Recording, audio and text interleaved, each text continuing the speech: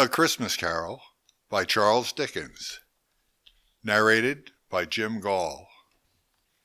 Stave 1. Marley's Ghost. Marley was dead to begin with. There is no doubt whatever about that. The register of his burial was signed by the clergyman, the clerk, the undertaker, and the chief mourner. Scrooge signed it, and Scrooge's name was good upon change for anything he chose to put his hand to. Old Marley was as dead as a doornail.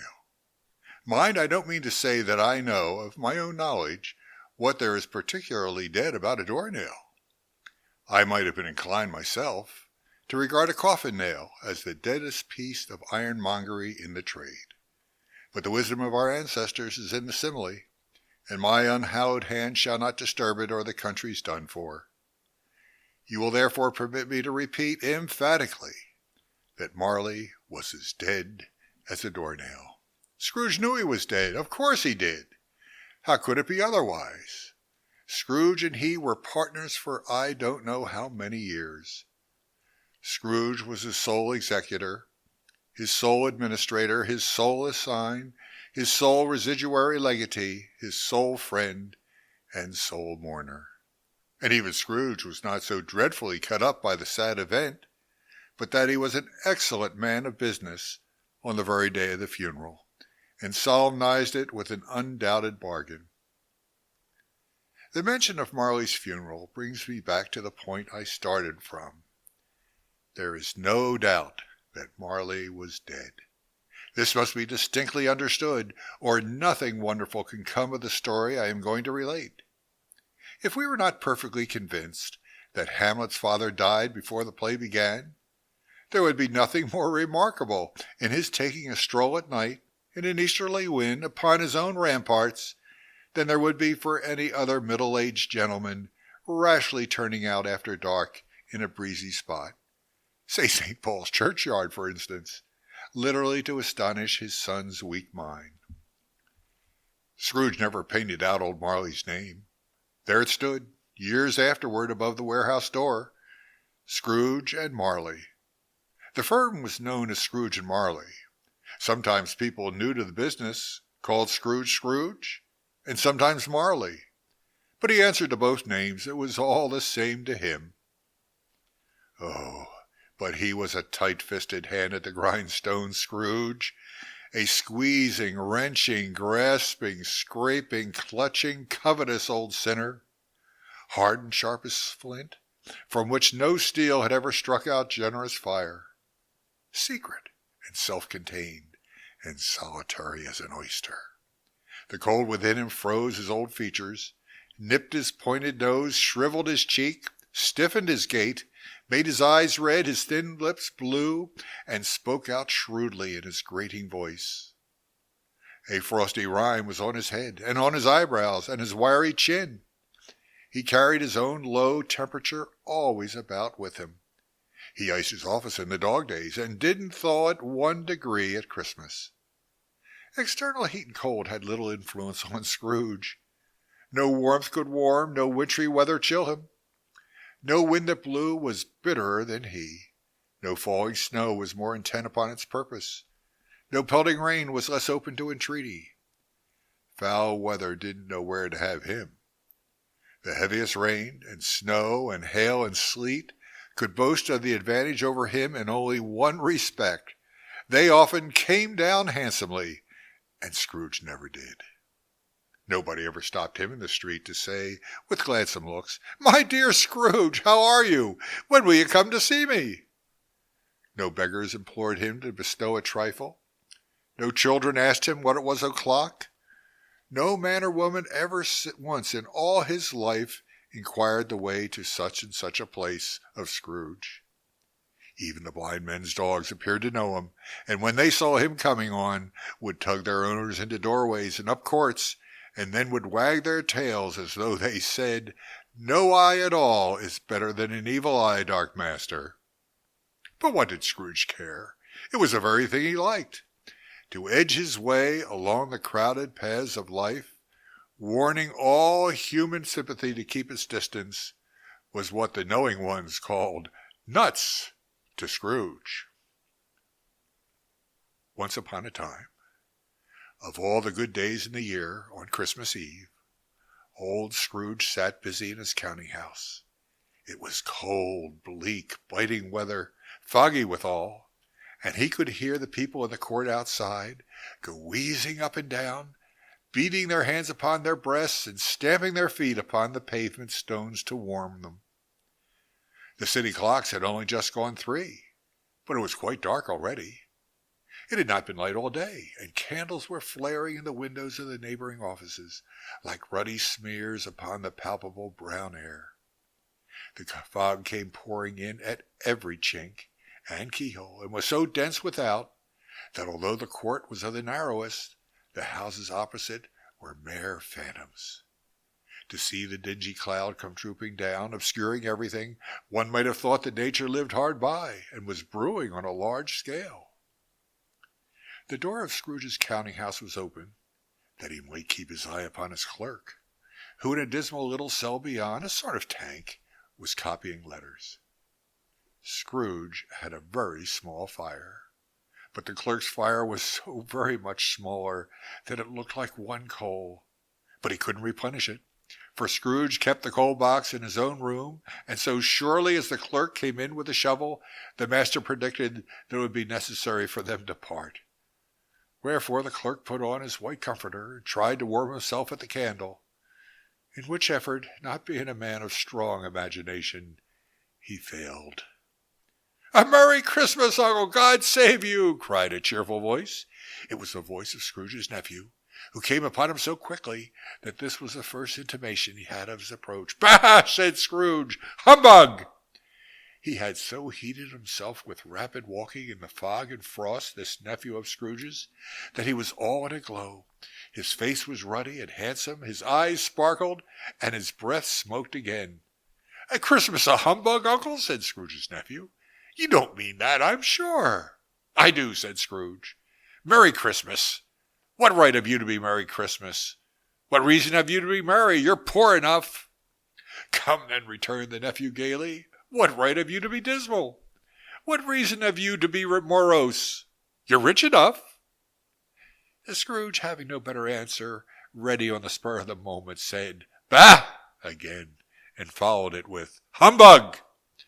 "Don't be cross, Uncle," said the nephew. "What else can I be?" returned the uncle, "when I live in such a world of fools as this? Merry Christmas! Out upon Merry Christmas! What's Christmas time to you but a time for paying bills without money, a time for finding yourself a year older but not an hour richer, a time for balancing your books and having every item in 'em through a round dozen of months presented dead against you? If I could work my will," said Scrooge indignantly, "every idiot who goes about with Merry Christmas on his lips should be boiled with his own pudding, and buried with a stake of holly through his heart, he should." "Uncle!" pleaded the nephew. "Nephew!" returned the uncle sternly. "Keep Christmas in your own way, and let me keep it in mine." "Keep it?" repeated Scrooge's nephew. "But you don't keep it." "Let me leave it alone then," said Scrooge. "Much good may it do you, much good it's ever done you." "There are many things from which I might have derived good, by which I have not profited, I dare say," returned the nephew. "Christmas among the rest. But I am sure I have always thought of Christmas time, when it has come round, apart from the veneration due to its sacred name and origin, if anything belonging to it can be apart from that, as a good time, a kind, forgiving, charitable, pleasant time. The only time I know of in the long calendar of the year when men and women seem by one consent to open their shut-up hearts freely, and to think of people below them as if they really were fellow passengers to the grave, and not another race of creatures bound on other journeys. And therefore, Uncle, though it has never put a scrap of gold or silver in my pocket, I believe that it has done me good, and will do me good, and I say, God bless it." The clerk in the tank involuntarily applauded. Becoming immediately sensible of the impropriety, he poked the fire and extinguished the last frail spark forever. "Let me hear another sound from you," said Scrooge, "and you'll keep your Christmas by losing your situation. You're quite a powerful speaker, sir," he added, turning to his nephew. "I wonder you don't go into Parliament." Don't be angry, Uncle. Come, dine with us tomorrow. Scrooge said that he would see him. Yes, indeed he did. He went the whole length of the expression, and said that he would see him in that extremity first. But why? Cried Scrooge's nephew. Why? Why did you get married? Said Scrooge. Because I fell in love.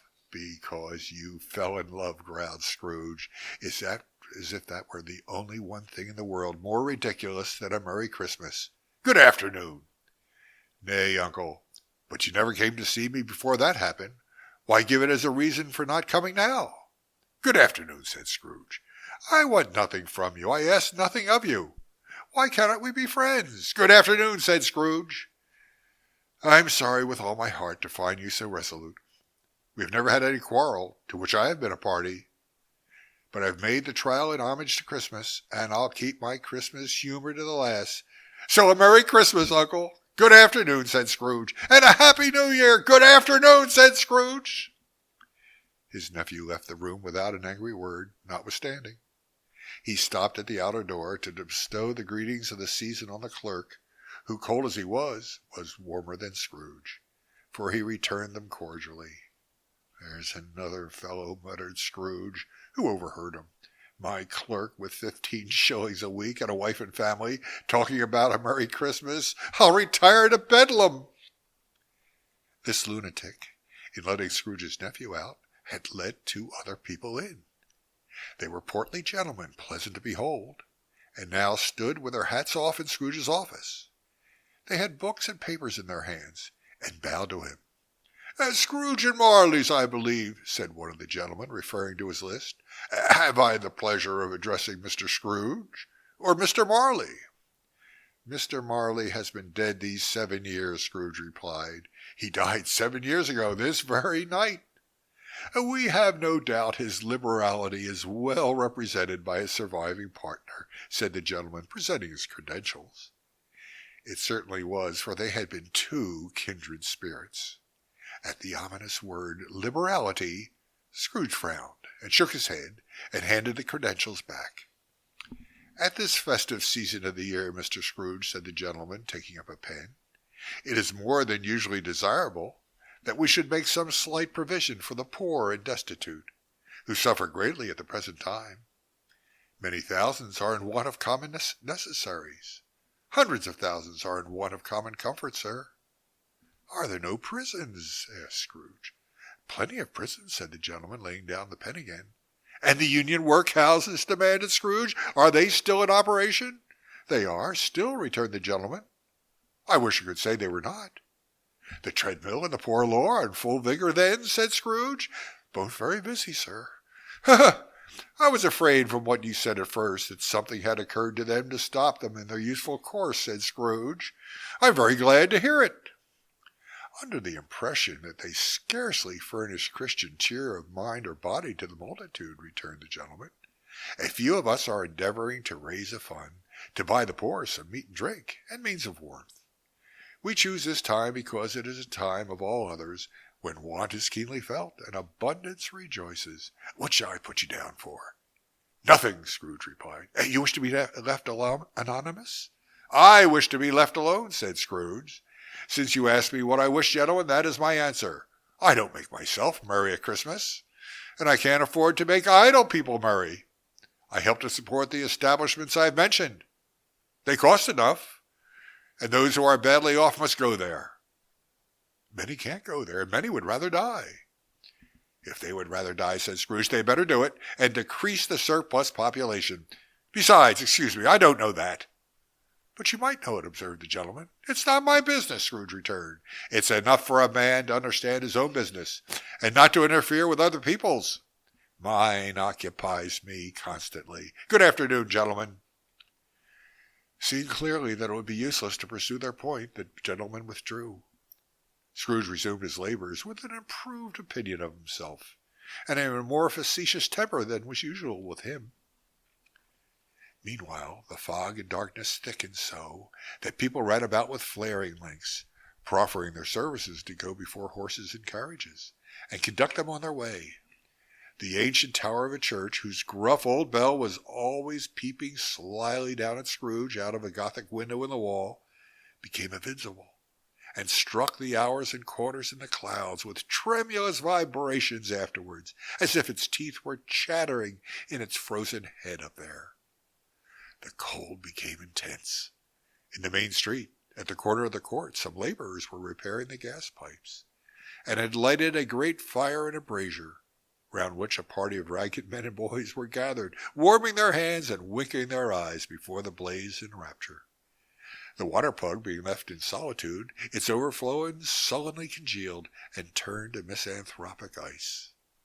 The brightness of the shops, where holly sprigs and berries crackled in the lamp heap of the windows, made pale faces ruddy as they passed. Poulterers' and grocers' trades became a splendid joke, a glorious pageant, with which it was next to impossible to believe that such dull principles as bargain and sale had anything to do.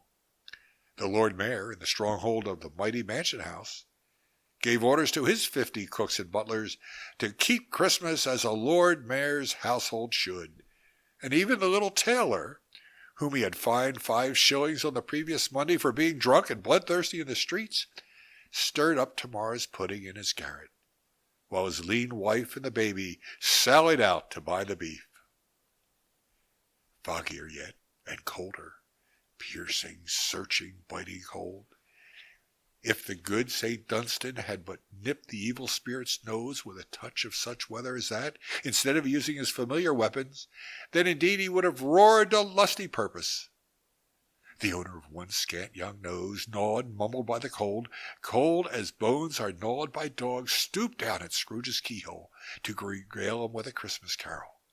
But at the first sound of "God bless you, merry gentlemen, may nothing you dismay," Scrooge seized the ruler with such energy of action that the singer fled in terror, leaving the keyhole to the fog and even more congenial frost. At length the hour of shutting up the counting-house arrived. With an ill will, Scrooge dismounted from his stool, and tacitly admitted the fact to the expectant clerk in the tank, who instantly snuffed his candle out and put on his hat. "You'll want all day tomorrow, I suppose," said Scrooge. "If quite convenient, sir." "It's not convenient," said Scrooge. "And it's not fair. If I was to stop half-a-crown for it, you'd think yourself ill-used, I'll be bound." The clerk smiled faintly. "And yet," said Scrooge, "you don't think of me ill-used when I pay a day's wages for no work." The clerk observed that it was only once a year. "A poor excuse for picking a man's pocket every 25th of December," said Scrooge, buttoning his great coat to the chin. "But I suppose you must have the whole day. Be here all the earlier next morning." The clerk promised that he would, and Scrooge walked out with a growl. The office was closed in a twinkling, and the clerk, with the long ends of his white comforter dangling below his waist, for he boasted no greatcoat, went down a slide on Cornhill, at the end of a lane of boys 20 times, in honor of its being Christmas Eve, and then ran home to Camden Town as hard as he could pelt to play at Blind Man's Bluff. Scrooge took his melancholy dinner in his usual melancholy tavern, and having read all the newspapers and beguiled the rest of the evening with his banker's book, went home to bed. He lived in chambers that had once belonged to his deceased partner. They were a gloomy suite of rooms, in a lowering pile of building up a yard where it had so little business to be, that one could scarcely help fancying it must have run there when it was a young house, playing at hide-and-seek with other houses, and forgotten the way out again. It was old enough now, and dreary enough, for nobody lived in it but Scrooge, the other rooms being let out as offices. The yard was so dark that even Scrooge, who knew its every stone, was fain to grope with his hands. The fog and frost so hung about the black old gateway of the house that it seemed as if the genius of the weather sat in mournful meditation on the threshold. Now it is a fact that there was nothing at all particular about the knocker on the door, except that it was very large. It is also a fact that Scrooge had seen it night and morning during his whole residence in that place. Also that Scrooge had as little of what is called fancy about him as any man in the city of London. even including, which is a bold word, the corporation, aldermen, and livery. Let it also be borne in mind that Scrooge had not bestowed one thought on Marley since his last mention of his 7 years dead partner that afternoon.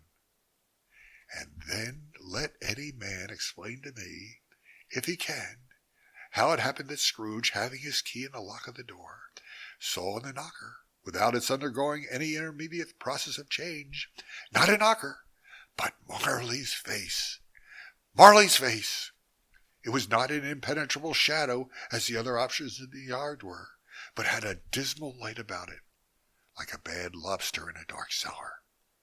It was not angry or ferocious, but looked as Scrooge starless Marley used to look, with ghostly spectacles turned up on its ghostly forehead.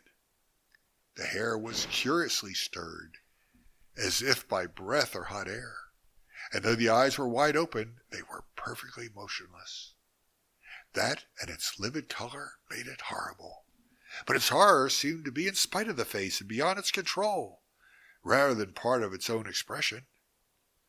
As Scrooge looked fixedly at this phenomenon, it was a knocker again. To say that he was not startled, or that his blood was not conscious of a terrible sensation to which it had been a stranger from infancy, would be untrue.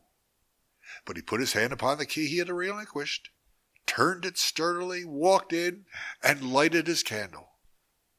He did pause with a moment's irresolution before he shut the door, and he did look cautiously behind it first, as if he half expected to be terrified with the sight of Marley's pigtails sticking out into the hall. But there was nothing on the back of the door except the screws and nuts that held the knocker on, so he said, "Pooh-pooh," and closed it with a bang. The sound resounded through the house like thunder. Every room above and every cask in the wine merchant's cellar below appeared to have a separate peal of echoes of its own. Scrooge was not a man to be frightened by echoes. He fastened the door and walked across the hall and up the stairs, slowly too, trimming his candle as he went. You may talk vaguely about driving a coach and six up a good old flight of stairs or through a bad young act of Parliament, but I mean to say you might have got a hearse up that staircase, and taking it broadwise, with a splitter bar towards the wall and the door towards the balustrades, and done it easy. There was plenty of width for that, and room to spare, which is perhaps the reason why Scrooge thought he saw a locomotive hearse going on before him in the gloom. Half a dozen gas lamps out of the street wouldn't have lighted the entry too well, so you may suppose that it was pretty dark with Scrooge's dip. Up Scrooge went, not caring a button for that. Darkness is cheap, and Scrooge liked it. But before he shut his heavy door, he walked through his rooms to see that all was right. He had just enough recollection of the face to desire to do that. Sitting room, bedroom, lumber room, all as they should be. Nobody under the table, nobody under the sofa, a small fire in the grate, spoon and basin ready, and the little saucepan of gruel, Scrooge had a cold in his head, upon the hob. Nobody under the bed, nobody in the closet, nobody in his dressing gown, which was hanging up in a suspicious attitude against the wall. Lumber room as usual, old fire guard, old shoes, 2 fish baskets, washing stand on 3 legs, and a poker. Quite satisfied, he closed his door and locked himself in, double locked himself in, which was not his custom.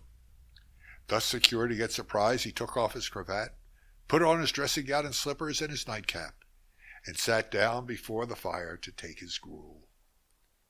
It was a very low fire indeed, nothing on such a bitter night. He was obliged to sit close to it and brood over it before he could extract the least sensation of warmth from such a handful of fuel. The fireplace was an old one, built by some Dutch merchant long ago and paved all round with quaint Dutch tiles designed to illustrate the Scriptures. There were Cains and Abels, Pharaoh's daughters, queens of Sheba, angelic messengers descending through the air on clouds like feather beds, Abrahams, Belshazzars, apostles putting off to sea in butter boats, hundreds of figures to attract his thoughts. And yet, that face of Marley, 7 years dead, came like the ancient prophet's rod and swallowed up the whole. If each smooth tile had been a blank at first, with power to shape some picture on its surface from the disjointed fragments of his thoughts, there would have been a copy of old Marley's head on every one. "Humbug!" said Scrooge, and walked across the room. After several turns, he sat down again. As he threw his head back in the chair, his glance happened to rest upon a bell, a disused bell, that hung in the room and communicated for some purpose now forgotten, with a chamber in the highest story of the building. It was with great astonishment, and with a strange and inexplicable dread, that as he looked, he saw this bell begin to swing. It swung so softly in the outset that it scarcely made a sound. But soon it rang out loudly, and so did every bell in the house. This might have lasted half a minute, or a minute, but it seemed an hour. The bells ceased as they had begun, together. They were succeeded by a clanking noise, deep down below, as if some person were dragging a heavy chain over the casks in the wine merchant's cellar. Scrooge remembered to have heard that ghosts in haunted houses were described as dragging chains. The cellar door flew open with a booming sound, and then he heard the noise much louder on the floors below, then coming up the stairs, then coming straight towards his door. "It's humbug still," said Scrooge. "I won't believe it." His color changed, though, when without a pause it came on through the heavy door and passed into the room before his eyes. Upon its coming in, the dying flame leaped up as though it cried, "I know him! Marley's ghost!" and fell again. The same face, the very same. Marley in his pigtail, usual waistcoat, tights and boots, the tassels on the latter bristling like his pigtail, and his coat skirts, and the hair upon his head. The chain he drew was clasped about his middle. It was long and wound about him like a tail, and it was made, for Scrooge observed it closely, of cash boxes, keys, padlocks, ledgers, deeds, and heavy purses wrought in steel. His body was transparent, so that Scrooge, observing him and looking through his waistcoat, could see the 2 buttons on his coat behind. Scrooge had often heard it said that Marley had no bowels, but he had never believed it until now. No, nor did he believe it even now, though he looked the phantom through and saw it standing before him, though he felt the chilling influence of its death-cold eyes, and marked the very texture of the folded kerchief bound about its head and chin, which wrapper he had not observed before. He was still incredulous, and fought against his senses. "How now," said Scrooge, caustic and cold as ever. "What do you want with me?" "Much." Marley's voice, no doubt about it. "Who are you?" "Ask me who I was." "Who were you then?" said Scrooge, raising his voice. "You're particular for a shade." He was going to say to a shade, but substituted this as more appropriate. "In life I was your partner, Jacob Marley." Can sit down?" asked Scrooge, looking doubtfully at him. "I can." "Do it, then." Scrooge asked the question because he didn't know whether a ghost so transparent might find himself in a condition to take a chair, and felt that in the event of its being impossible, it might involve the necessity of an embarrassing explanation. But the ghost sat down on the opposite side of the fireplace, as if he were quite used to it. "You don't believe in me," observed the ghost. "I don't," said Scrooge. "What evidence would you have of my reality behind that of your senses?" "I don't know," said Scrooge. "Why do you doubt your senses?" "Because," said Scrooge, "a little thing affects them. A slight disorder of the stomach makes them cheats. You may be an undigested bit of beef, a blot of mustard, a crumb of cheese, a fragment of an underdone potato. There's more of gravy than of grave about you, whatever you are." Scrooge was not much in the habit of cracking jokes, nor did he feel in his heart by any means waggish then. The truth is that he tried to be smart as a means of distracting his own attention and keeping down his terror, for the spectre's voice disturbed the very marrow in his bones. to sit staring at those fixed glazed eyes. In silence for a moment would play, Scrooge felt, the very deuce with him. There was something very awful, too, in the spectre's being provided with an infernal atmosphere of its own. Scrooge could not feel it himself, but this was clearly the case, for though the ghost sat perfectly motionless, its hair and skirts and tassels were still agitated as by the hot vapor from an oven. "You see this toothpick," said Scrooge, returning quickly to the charge, for the reason just assigned, and wishing, though it were only for a second, to divert the vision's stony gaze from himself. "I do," replied the ghost. "You're not looking at it," said Scrooge. "But I see it," said the ghost, notwithstanding. "Well," returned Scrooge, "I have but to swallow this, and be for the rest of my days persecuted by a legion of goblins, all of my own creation. Humbug, I tell you! Humbug!" At this the spirit raised a frightful cry, and shook its chain with such a dismal and appalling noise that Scrooge held on tight to his chair, to save himself from falling in a swoon. But how much greater was his horror, when the phantom, taking off the bandage round its head, as if it were too warm to wear indoors, its lower jaw dropped down upon its breast. Scrooge fell upon his knees and clasped his hands before his face. "Mercy," he said, "dreadful apparition, why do you trouble me?" "Man of the worldly mind," replied the ghost, "do you believe in me or not?" "I do," said Scrooge, "I must. But why do spirits walk the earth? And why do they come to me?" "It is required of every man," the ghost returned, "that the spirit within him should walk abroad among his fellow men, and travel far and wide, and if that spirit goes not forth in life, it is condemned to do so after death. It is doomed to wander through the world. Oh, woe is me!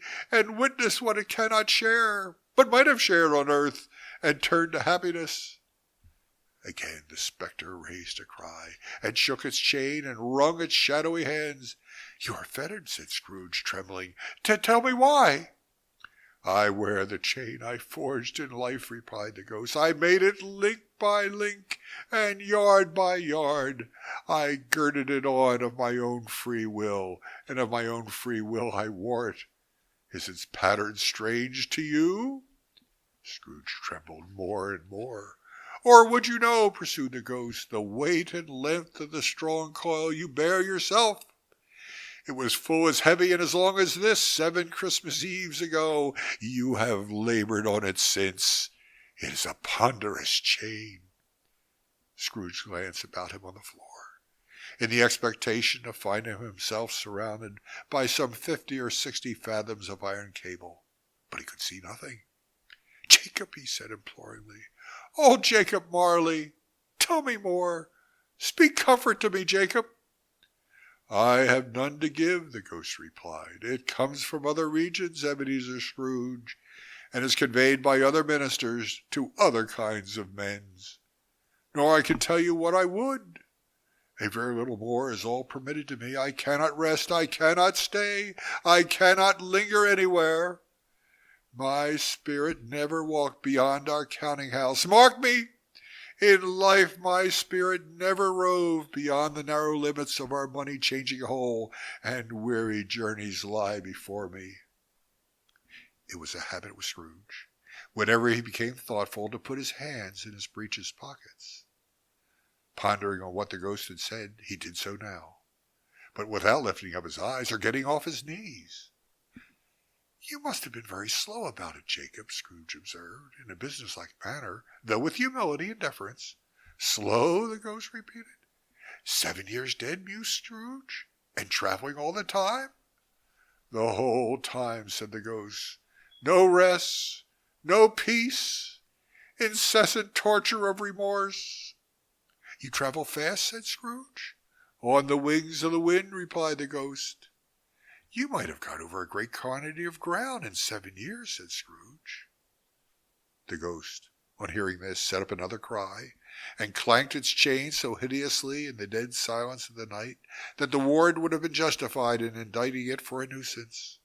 "Oh, captive bound in double iron," cried the phantom, "not to know that ages of incessant labor by immortal creatures for this earth must pass into eternity before the good of which it is susceptible is all developed. Not to know that any Christmas spirit working kindly in its little sphere, whatever it may be, will find its mortal life too short for its vast means of usefulness. Not to know that no space of regret can make amends for one's life's opportunities misused. Yet such was I, oh, such was I. But you were always a good man of business, Jacob, faltered Scrooge, who now began to apply this to himself. Business, cried the ghost, wringing its hands again. Mankind was my business. The common welfare was my business. Charity, mercy, forbearance, and benevolence were all my business. The dealings of my trade were but a drop of water in the comprehensive ocean of my business. It held up its chain at arm's length, as if that were the cause of all its unavailing grief, and flung it heavily upon the ground again. At this time of the rolling year, the spectre said, I suffer most. Why did I walk through crowds of fellow beings with my eyes turned down, and never raise them to that blessed star which led the wise men to a poor abode? Were there no poor homes to which its light would have conducted me? Scrooge was very much dismayed to hear the spirit going on this rate, and began to quake exceedingly. Hear me, cried the ghost. My time is nearly gone. I will, said Scrooge, but don't be hard upon me. Don't be flowery, Jacob, pray. How it is that I appear before you in a shape that you can see, I may not tell. I have sat invisible beside you many and many a day. It was not an agreeable idea. Scrooge shivered and wiped the perspiration from his brow. There is no light part of my penance, pursued the ghost. I am here tonight to warn you that you have yet a chance and hope of escaping my fate. A chance and hope of my procuring, Ebenezer. You were always a good friend to me, said Scrooge. Thank ye. You will be haunted, resumed the ghost, by 3 spirits. Scrooge's countenance fell, almost as low as the ghost had done. Is that the chance and hope you mentioned, Jacob? He demanded, in a faltering voice. It is. I think I'd rather not, said Scrooge. Without their visit, said the ghost, you cannot hope to shun the path I tread. Expect the first tomorrow, when the bell tolls 1. Couldn't I take them all at once and have it over, Jacob? Hinted Scrooge. Expect the second on the next night at the same hour. The third upon the next night, when the last stroke of 12 has ceased to vibrate. Look to see me no more, and look that for your own sake you remember what has passed between us. When it had said these words, the spectre took its wrapper from the table and bound it round its head as before. Scrooge knew this by the smart sound its teeth made when the jaws were brought together by the bandage. He ventured to raise his eyes again and found his supernatural visitor confronting him in an erect attitude with its chain wound over and about its arm. The apparition walked backward from him, and at every step it took the window raised itself a little, so that when the spectre reached it, it was wide open. It beckoned Scrooge to approach, which he did. When they were within 2 paces of each other, Marley's ghost held up his hands, warning him to come no nearer. Scrooge stopped. Not so much in obedience as in surprise and fear, for on the rising of the hand he became sensible of confused noises in the air, incoherent sounds of lamentation and regret, wailings inexpressibly sorrowful and self-accusatory. The spectre, after listening for a moment, joined in the mournful dirge, and floated out upon the bleak dark night. Scrooge followed to the window. Desperate in his curiosity, he looked out. The air was filled with phantoms, wandering hither and thither in restless haste, and moaning as they went. Every one of them wore chains like Marley's ghost. Some few, they might be guilty governments, were linked together. None were free. Many had been personally known to Scrooge in their lives. He had been quite familiar with one old ghost in a white waistcoat with a monstrous iron safe attached to his ankle, who cried piteously at being unable to assist a wretched woman with an infant whom it saw below upon a doorstep. The misery with them all was clearly that they sought to interfere for good in human matters, and had lost the power forever. Whether these creatures faded into mist, or mist enshrouded them, he could not tell. But they and their spirit voices faded together, and the night became as it had been when he walked home. Scrooge closed the window and examined the door by which the ghost had entered. It was double locked, as he had locked it with his own hands, and the bolts were undisturbed. He tried to say humbug, but stopped at the first syllable. And being, for the emotion he had undergone, or the fatigues of the day, or his glimpses of the invisible word, or the dull conversations of the host, or the lateness of the hour, much in need of repose, went straight to bed without undressing, and fell asleep upon the instant.